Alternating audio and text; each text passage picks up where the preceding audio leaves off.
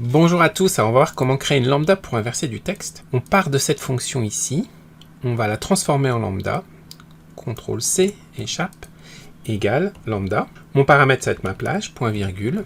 Je remets l'ensemble de ma fonction, je fais un double clic ici, ici, ici, ce qui me permet de remplacer les informations. Je ferme ma parenthèse, j'ouvre A1, ça me permet de tester.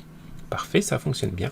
Je n'ai plus qu'à créer ma lambda, je reprends ceci, CTRL-C, échappe, formule, gestionnaire de nom, nouveau, on va l'appeler L, inverser texte, je colle, j'oublie pas le égal devant, je valide par OK, je ferme, j'ai plus qu'à l'utiliser, égal L, inverser texte de ceci. Parfait. Donc on a vu comment créer une lambda, un peu plus de 30 secondes, maintenant on va regarder comment ça fonctionne exactement. Donc, ici, on va garder la lambda telle qu'elle est là. Par contre, on va aller explorer un petit peu le joindre texte et voir comment ce joindre texte fonctionne. Pour ça, on va d'abord comprendre NBCar A1. Donc NBCar A1, qu'est-ce que ça fait? Eh bien, ça renvoie le nombre de caractères qui se trouve en A1. Donc ça, c'est assez simple à comprendre. Maintenant, ce qu'on veut faire, c'est qu'on veut créer cette séquence ici. Alors c'est une séquence qui est un peu particulière, et on va regarder un peu ce qu'elle fait. C'est une séquence, le NBCar, donc ça va être ici 7, point virgule, et ici même chose 7. Et donc ça va créer une séquence de 7 lignes, qui va démarrer en valeur 7, et moins 1, ça veut dire qu'elle va être décroissante, d'où 7, 6, 5, 4, 3, 2, 1, il y a un pas de moins 1, parfait.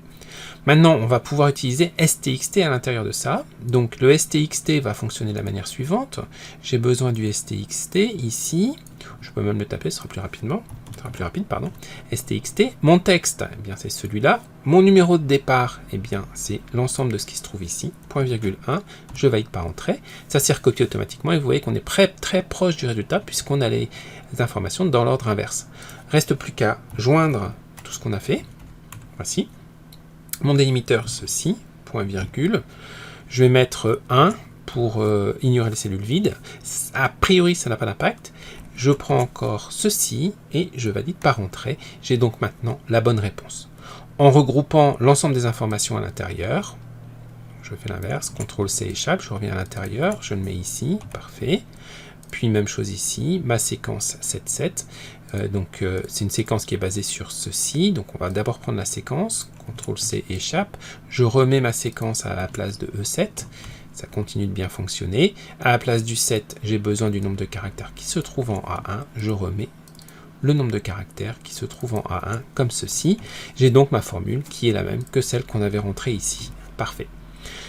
Pour la transformation en lambda, eh bien, comme on l'a vu, je rajoute lambda, puis je définis le premier paramètre, et je vais utiliser ce paramètre à l'intérieur du reste de la fonction, de façon à avoir ici les plages. En rajoutant à la fin parenthèse, il n'y a rien entre les deux, donc c'est une syntaxe un petit peu particulière, puis A1, eh bien, on va tester avec la valeur de A1. Voilà, et finalement, on a repris la lambda qu'on a rajoutée dans une formule qui s'appelle maintenant L inverser texte. J'espère que cette petite démonstration vous sera très utile et à très bientôt. Au revoir.